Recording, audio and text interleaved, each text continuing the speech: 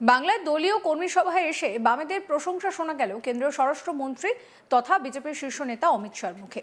কিন্তু কেন হঠাৎ করে এই উলটপুরাণ? শনিবার 31শে জানুয়ারি শিলিগুড়ি এবং ব্যারাকপুরে দুটি কর্মী সভা করেন অমিত শাহ। আর শিলিগুড়ির সভা থেকে মমতার থেকে কমিউনিস্টরা ভালো এই মন্তব্য করেন কেন্দ্রীয় স্বরাষ্ট্রমন্ত্রী। জানিয়ে রাজ্য রাজনীতিতে জোর জল্পনা শুরু হয়ে যায়। শিলিগুড়ির দলীয় কর্মী সভায় অমিত শাহ বলেন, বাংলার এই ঐতিহাসিক ভূমি সবসময় ভারতের সর্বাঙ্গীন বিকাশের ক্ষেত্র, যথেষ্ট গুরুত্বপূর্ণ অবদান রয়েছে। কিন্তু প্রায় 4.5 দশক ধরে বাংলা শুধু পিছিয়ে পড়েছে। প্রথমে কমিউনিস্ট পার্টি বাংলাকে পিছিয়ে দেওয়ার কাজ করেছে, আর তারপর মমতাজি অর্থাৎ মমতা ব্যানার্জি এলেন। উনি মা মাটি মানুষের স্লোগান তুললেন। আজ আমি পুরো বিশ্বাসের সঙ্গে বলতে পারি যে মমতা দিদি, আপনার থেকে তো কমিউনিস্টরাই ভালো ছিল। আপনি তো সবই শেষ করে দিয়েছেন। কি বলছেন অমিত শাহ, শোনাবো। हर कालखंड में भारत के सर्वांगीण विकास के लिए बहुत महत्वपूर्ण योगदान दिया, मगर करीब करीब 4.5 दशक से बंगाल पिछड़ता गया। पहले कम्युनिस्ट पार्टी, इन्होंने बंगाल को पीछे ला जाने में कोई कसर नहीं, और फिर ममता जी आई।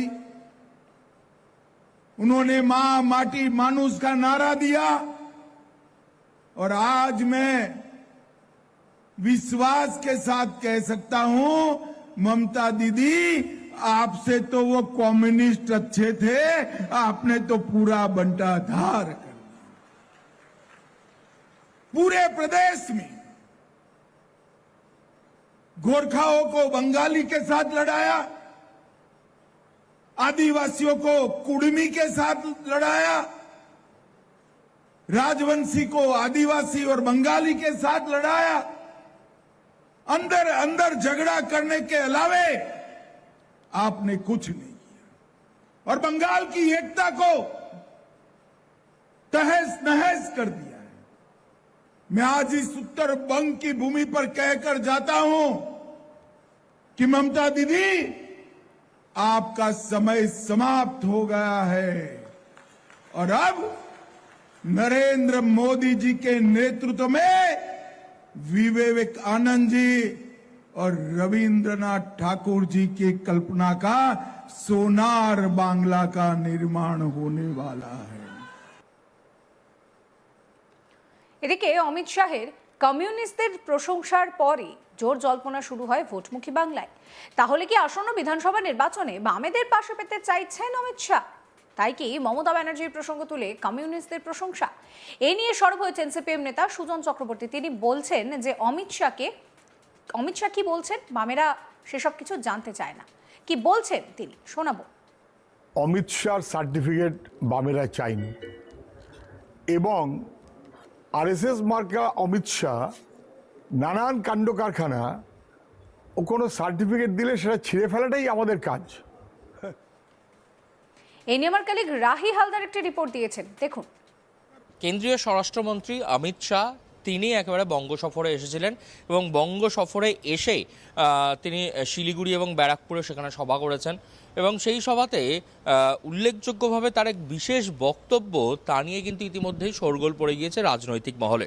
যে বক্তব্য হচ্ছে, তিনি মুখ্যমন্ত্রী অর্থাৎ রাজ্যের মুখ্যমন্ত্রী মমতা বন্দ্যোপাধ্যায়, তাকে তিনি কটাক্ষ করতে গিয়ে তিনি বলেছেন যে তৃণমূল কংগ্রেসের থেকে কমিউনিস্টরা ভালো ছিল।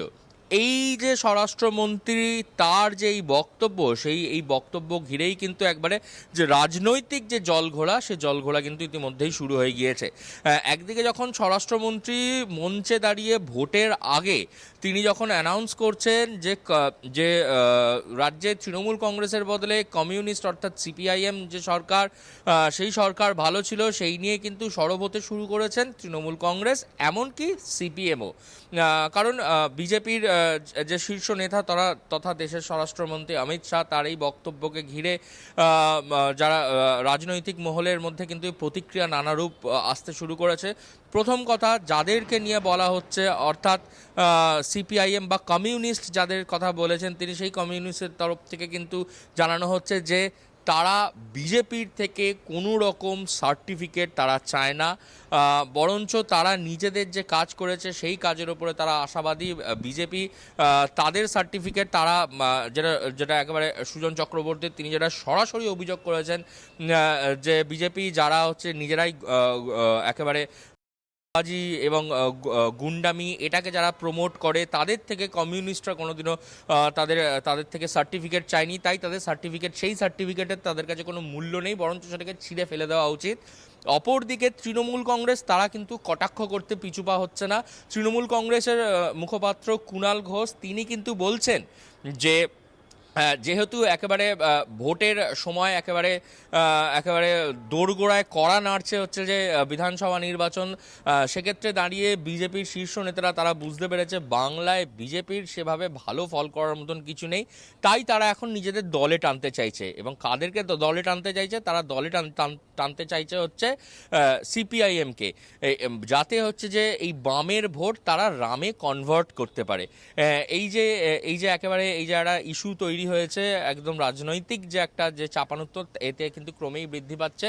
সিপিএম এর তরফ থেকে যেটা বলা হচ্ছে যে এই ধরনের বক্তব্যের মধ্যে দিয়ে কিন্তু আদপে তৃণমূল কংগ্রেসকে জায়গা প্রশস্ত করে দিতে চাইছে বিজেপি, এমনটা সিপিআইএম এর তরফ থেকে জানানো হচ্ছে।